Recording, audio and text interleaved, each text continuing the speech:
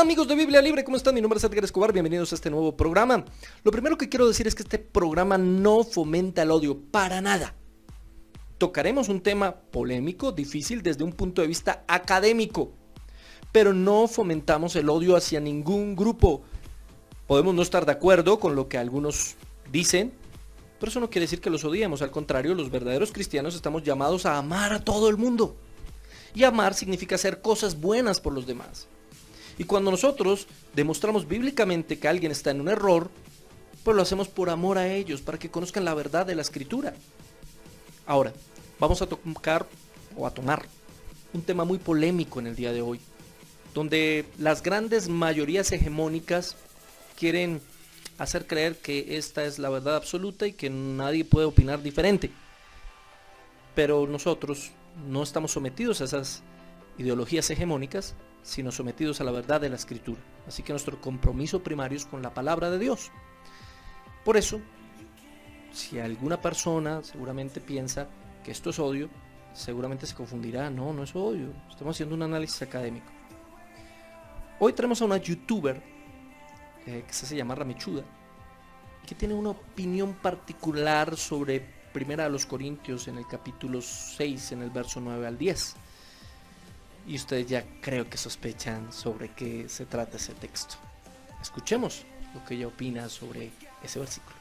¿No sabéis que los injustos no heredarán el reino de Dios?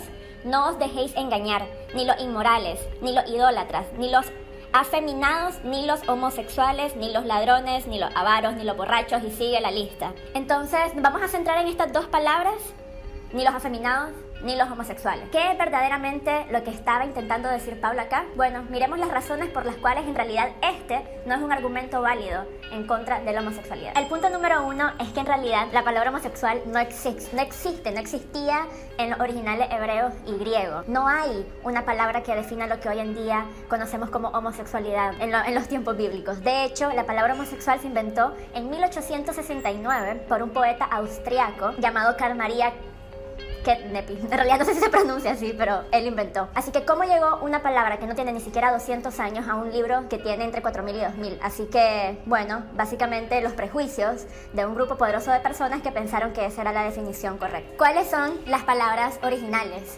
en el griego? De hecho, el griego koiné porque el Nuevo Testamento fue escrito en griego. Bueno, las palabras originales que se traducen como afeminados y homosexuales son malakos y acernokoipes, respectivamente. Entonces, vamos a ver específicamente qué es lo que dicen los teólogos, qué es lo que dicen los historiadores sobre cuál es el verdadero significado de estas palabras. En primer lugar, malakos, en realidad el singular es malakoi, pero en plural malakos, es un término que en el griego, en los libros, en la literatura griega, en realidad era suave, delicado. De hecho, también se encuentra en otra parte de la Biblia. Jesús la menciona cuando se refiere a telas finas y telas delicadas. Entonces, delicado en la antigua Grecia no era necesariamente una persona que fuera el pasivo en la relación homosexual, sino que en realidad era una persona que no tenía fuerza de voluntad. Alguien delicado era alguien que se dejaba llevar por sus deseos, no tenía ningún tipo de autocontrol, y de hecho hay varias literatura griega que nos indica que esta es la definición correcta. ¿Por qué ocuparon esto? Porque en realidad también, no voy a negarlo, también se ocupaba como insulto para aquellos hombres que se tomaban o ejercían el rol, entre comillas, femenino en la relación homosexual. Pero obviamente esto no es todo el espectro de la definición. De hecho, en la literatura griega no es la definición predominante. Es este hombre que incluso puede ser heterosexual, pero le deja mucho poder a la mujer porque se enamora, porque no piensa bien, porque deja sus deseos desenfrenarse. Entonces, ¿por qué si el mismo Jesús ocupa esta misma palabra como simplemente delicado, se le da esta connotación como el rol pasivo? Entonces estamos viendo de que es una gran falacia, es una gran irresponsabilidad simplemente pensar que, ok, delicado es igual a afeminado, y afeminado obviamente es un rechazo a lo femenino, es un insulto, que ya vemos la connotación también patriarcal y misógina que se le está dando. Así que definitivamente ningún historiador, ningún teólogo serio va a aceptar malakos como si fuera afeminado. Arsenokoipes, en realidad, esto es verídico, no estoy exagerando, es una palabra que no existía antes de ser utilizada por primera vez con Pablo. Es decir, no hay literatura, no hay autor, no hay escrito, no hay pergamino que tenga esta palabra. No hay forma de saber en realidad su verdadero significado. No es una palabra que exista en el griego de la época. Ahora, ¿por qué entonces los lingüistas, los historiadores, los teólogos decidieron traducir esta palabra como homosexual? Bueno, la razón que ocuparon, hay dos, que en realidad no son argumentos muy fuertes, pero los vamos a ver.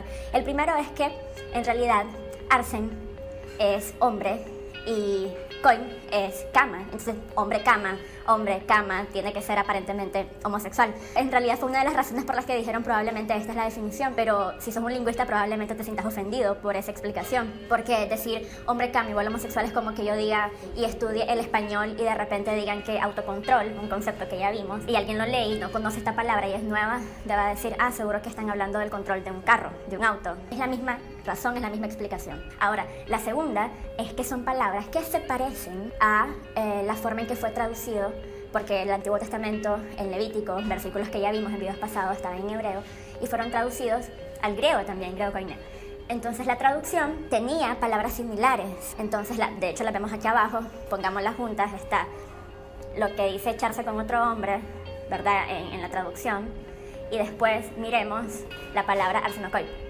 Entonces alguien pensó que, son palabras que son muy parecidas, entonces definitivamente Pablo se está refiriendo a echarse con otro hombre, que de hecho Biblias lo traducen de esa forma. Ahora, si esa es la razón, entonces también se cae el argumento, porque la forma en la que la relación homosexual que describían en Levítico es una relación homosexual de dominio. Es justamente el dominio, el poder, no estoy con vos justamente por placer, sino para demostrarte que soy más poderoso que vos, que estoy sobre vos, literalmente y figuradamente. No tiene nada de sentimental, nada de romántico. De hecho, hay muchas teorías ahora que tiene sentido que la verdadera traducción, en vez de malakos, que sea alguien afeminado, en realidad débil, junto a esta connotación de arsenokoites, de dominio, es justamente lo que se vivía en la antigua civilización grecorromana de esa época, que es la prostitución infantil. Los poderosos tenían una relación homosexual, pero de dominación y de violación con prostitutos menores de edad. De hecho, tiene sentido porque si uno ve la lista después de los pecados,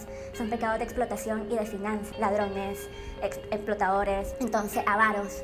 Entonces tiene mucho sentido de que si ponen estos dos términos en los contextos de la época, no están hablando de una relación homosexual, están hablando de la explotación, con fines obviamente de poder, de placer en el sentido de dominio, con menores de edad. Entonces obviamente eso yo estoy de acuerdo que es un pecado, pero hoy en día se conoce como pedofilia e incluso trata de humanos, trata de personas. Y te podría decir que ninguna persona en una marcha LGBT está marchando por esos derechos. Ahora, ya vimos entonces que la palabra homosexual ni siquiera existía en los originales. Ya vimos que las traducciones de malakos y arsenokoites nada que ver con afeminado y homosexual, o por lo menos los conceptos que conocemos hoy en día. Pero muchos me podrán decir, y me lo han dicho, no es la palabra, es la intención, es el concepto de femenino, de eso, de estar con otro hombre, un hombre con otro hombre. Pero definitivamente, ¿cuál es el concepto de femenino? Primero seguimos entonces con esa misoginia y rechazo hacia lo femenino que se vivían en épocas antiguas, que claramente lo seguimos viviendo hoy en día, pero es esa la intención de la iglesia, perpetuar ese concepto. Además, lo que es femenino acá en América no es lo mismo en Asia, no es lo mismo en África, no es lo mismo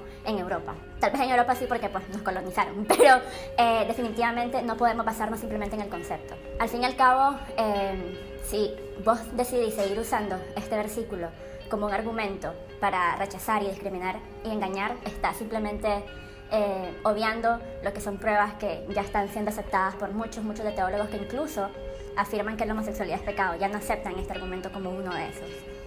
Bien, comencemos desde el principio. Ya dice que malaikos, que es la primera palabra que se traduce como homosexual o afeminado, no es la traducción más común. Ella admite que sí se puede traducir de esa manera, pero que no es la más común. Ahora, ¿de qué depende la traducción? Del contexto.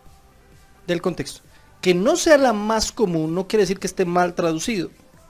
¿Cómo lo vamos a traducir entonces? Dependiendo del contexto. Ella dice más adelante que en el contexto se está hablando de explotación y de finanzas. No se está hablando de explotación y de finanzas, se está hablando obviamente de pecados. Y cuando vemos, por ejemplo, la palabra porneia, que se traduce como fornicación, está hablando de pecados evidentemente sexuales. Cuando habla de borracheras o maldicientes, está hablando de explotación ni de finanzas. El contexto no está hablando de eso, porque con eso argumenta ella que la siguiente palabra está denotando explotación sexual. Y no, No está hablando de explotación, no está hablando de algo económico solamente, está hablando y está haciendo una lista no necesariamente organizada, ¿sí?, de pecados. No necesariamente lo está organizando por grupos. Pero si vamos a ver en el contexto inmediato, la sola palabra porneia nos dice que en ese momento parece estar pensando en cuestiones sexuales. Ahora ella interpreta que la palabra malaikos solamente se refiere a un hombre muy débil. Eso es algo supremamente subjetivo. No puedo decir que ahí solamente está hablando de un hombre muy débil, que porque Jesús lo utilizó para referirse en Mateo a unas telas suaves, entonces siempre voy a tener que traducirlo igual. No necesariamente. No necesariamente.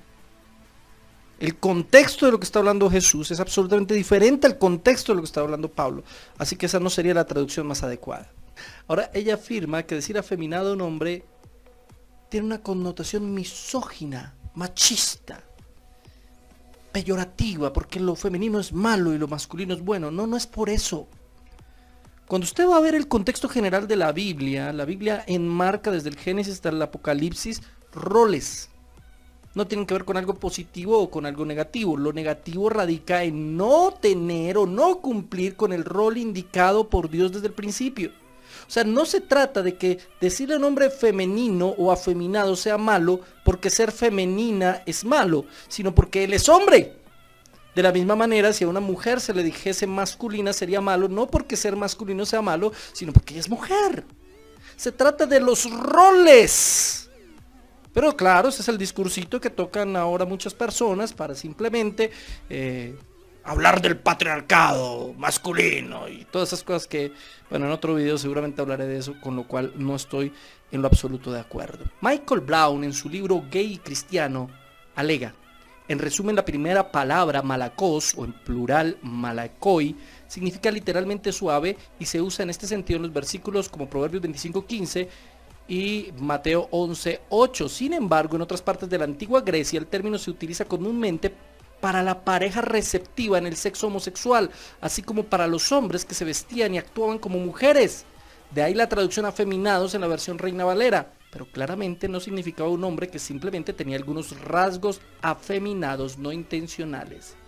Estoy hablando de un tipo muy conocido y que sabe mucho del asunto, pero no es el único. El diccionario Strong encontramos que malakos significa de afinidad incierta, suave, delicado, figurativamente afeminado. También otro gran erudito y teólogo muy importante llamado William Berkeley dice lo siguiente sobre ese texto. En su comentario a Corintios comenta que la palabra malakos significa a los que son amanerados y afeminados. También en su comentario a la carta a los Corintios, Simon Kistemaker señala, la siguiente palabra griega, malakoi, homosexual, tiene que ver con hombres y niños que permiten ser abusados sexualmente. La palabra connota sumisión y pasividad. Y podría nombrarle otra gran cantidad de teólogos, filiólogos y eruditos que no están de acuerdo con ella. Muchísimos. Agrego algunos, William Hendrickson o, por ejemplo, Edward Vine, Michael Brown, entre otros. Esta palabra aparece en la Odisea de Homero. ¿Usted se acuerda de la Odisea? Cuando Ulises y sus marineros, los argonautas, llegaron a la isla de Circe, se encontraron en una tierra en la que crecía la flor de loto, que hacía olvidarse de su patria y de su familia el que la comiera, y no desear otra cosa que vivir toda la vida en aquella tierra en la que siempre era la hora de la siesta.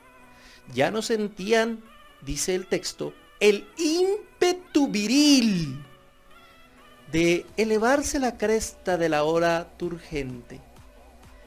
Esa era la clase de vida a la cual apelaban los malakos, dice el texto literalmente, es decir, los sensuales. Cuando usted mira en la Odisea, ese malakos, ese mismo término griego, está asumiendo a personas que, como eran marineros y andaban mucho tiempo ahí en el mar, y ustedes saben las formas íntimas de los griegos, pues no tenían problema en tener relaciones entre ellos. Vayamos a la segunda palabra. La palabra es arsenokitai, literalmente los que se echan con varones. Bueno, ella dice algo cierto, es una palabra compuesta. Arsen quiere decir varones, kitai, que viene, o que es la palabra griega koites, quiere decir cama, ¿sí? Cama varones. Entonces cama varones no puede traducirse como persona, no son homosexuales, eso puede querer decir otras cosas. A ver, vamos paso por paso. En primer lugar, es un eufemismo obvio. Varón es cama. Es un eufemismo obvio. De hecho, la palabra coités es la misma palabra griega de donde viene nuestra palabra coito. Está hablando de un eufemismo de las relaciones sexuales entre dos hombres. Ahora, cuando los judíos utilizaban ese término cama, también lo hacían de forma, o en una forma de eufemismo, para referirse al lecho matrimonial. No simplemente a una cama como un objeto. Así que evidentemente la palabra arsenokitai nos está hablando de dos hombres que tienen relaciones sexuales. Es así de simple. Ahora dice, demerita el argumento de que esa palabra es una palabra compuesta porque proviene de Levítico, de dos pasajes que hablan en contra de la homosexualidad. Y lo demerita de dos maneras. La primera manera en la que lo demerita es que dice que es que la gente ve que se parecen las palabras y por eso piensan que Pablo compuso esa palabra de las otras dos palabras. Hombre, un filiólogo se da cuenta que no es solo que se parezcan las palabras, sino que el origen de esas frases es exactamente el mismo. Y el contexto en el que está escrito es el mismo. Ahora ya dice, no, es que en Levítico nos está hablando de relaciones de dominio. Ahí no está hablando de relación romántica. ¿En qué parte de la Biblia nos habla del romanticismo como ustedes y yo lo pensamos? Como los occidentales lo imaginamos. En ninguna parte. El romanticismo para los judíos era una cosa completamente diferente de lo que es para nosotros hoy. Levítico no nos está hablando de relaciones de dominio, está hablando de relaciones prohibidas y punto. Es que los judíos eran así, esto está bien, esto está mal y se acabó. No es que, no, esto está mal porque esto no es romántico, acá no hay amor, acá hay una relación de dominio. No. Realmente deberíamos dejar de pensar la Biblia en categorías occidentales. Ese romanticismo occidental no existía para los judíos. Y alguien me podrá decir, bueno, el libro de Cantares, lea bien el libro de Cantares. ¿Sí? El deseo que existe entre el amado y la amada es un deseo de un compromiso. Yo soy de mi amado y él es mío. Es decir, somos propiedad el uno del otro. Siempre que hay un romance en la Biblia se habla alrededor del concepto de compromiso y de pacto. Por eso la iglesia es la esposa de Cristo. No porque haya un sentimiento romántico de la iglesia hacia Cristo, no, hay un compromiso de la iglesia hacia Cristo. La pregunta es, ¿de dónde y por qué se inventó la palabra? Y ahí es donde una investigación de David Wright demostró en 1984 el origen de esa palabra. La palabra es una palabra compuesta de Levítico capítulo 18 verso 22 y de Levítico 20:13. A ver, Levítico 18:22 dice, en el griego, estoy hablando de la versión Septuaginta, ¿sí? Porque Pablo siempre cita esa versión, Pablo nunca cita la versión en hebreo. Dice de la siguiente manera, metarsenos koimetese koiteginaikoj. Qué bien habló el griego antiguo.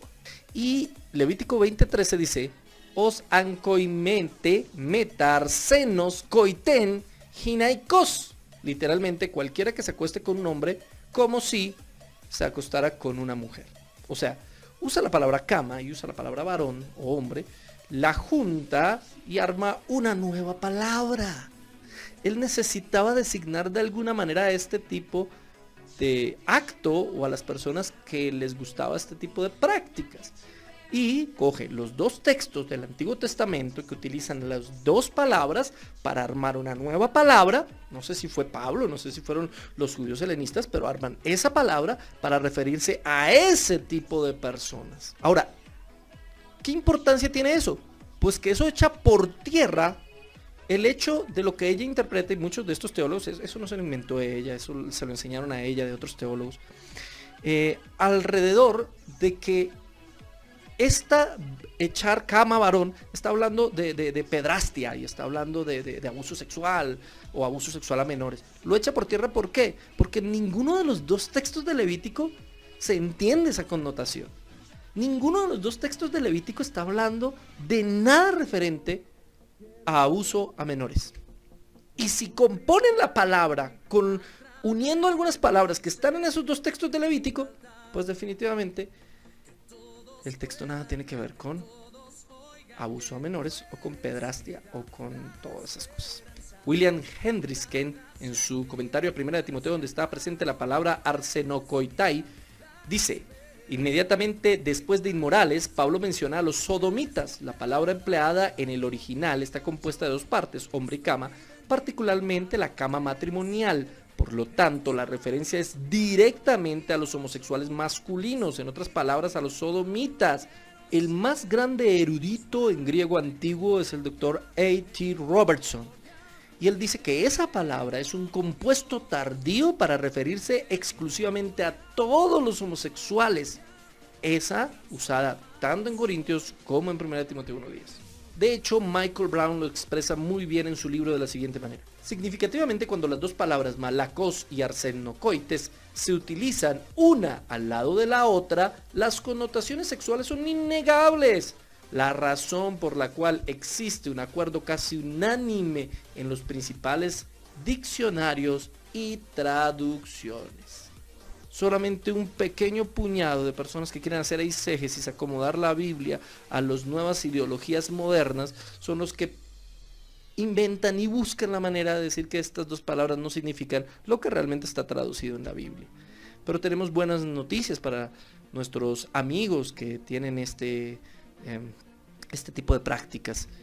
Pablo continúa ahí en el versículo 11 diciendo: y esto erais algunos, mas ya habéis sido lavados y habéis sido santificados, ya habéis sido justificados en el nombre del Señor Jesús y por el Espíritu de nuestro Dios. De todos esos pecados, de todas esas obras de la carne, el Espíritu Santo nos puede redimir, podemos arrepentirnos y el Señor nos puede rescatar. Este es un análisis filiológico, este es un análisis académico. Nosotros no estamos de acuerdo con la ideología de género, soy absolutamente claro, pero no los odiamos. Queremos decir y queremos predicar lo que la Biblia enseña literalmente. Para muchos sería más fácil decir: bueno, sí, eso es lo que significan. La mechudita tiene razón y acabemos con el asunto y vengan todos y aceptemos a todo el mundo. Sería fácil, pero no correcto, porque no es realmente lo que la Biblia enseña. Sería más cómodo para mí, la verdad, a mí no me interesa lo que las personas hagan en su intimidad, pero sí tengo que predicar lo que la Biblia enseña, porque para mí es importante que las personas estén en paz con el Señor. Bueno, seguramente muchos están de acuerdo, muchos no, pero les digo, oramos por todos de igual manera. Les amamos y les invitamos a un sano y productivo debate alrededor de las Escrituras. Dios los bendiga, nos vemos este viernes aquí en Biblia Libre.